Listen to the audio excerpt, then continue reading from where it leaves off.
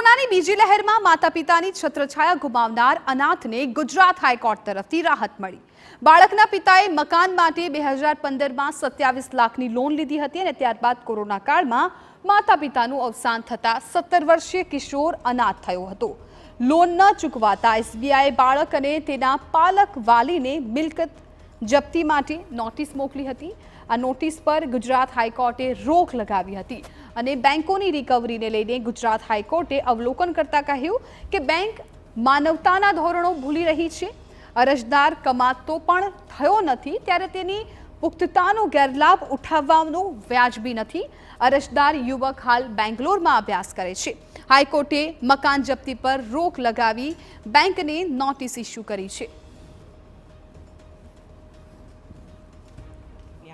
સાહેબે બંધારણની દ્રષ્ટિએ ઉદ્દીપક રાખીને એ જે બાળક છે અને એમના કાકા જે છે લીગલ ગાર્ડિયન જે છે તેમને વચગાળાની રાહત આપતા સરફેસી એક્ટ હેઠળ જે બેંક દ્વારા ચલાવેલી કાર્યરતી છે એના ઉપર તાત્કાલિક સ્ટે મૂકેલ છે અને એસબીઆઈ ખાતે રિકવરી બ્રાન્ચના જે ઓથોરાઇઝડ ઓફિસર છે એમને નોટિસ પાઠવી 8 ફેબ્રુઆરી 2024ના દિવસે આગળની સુનવાઈ મૂકેલ છે।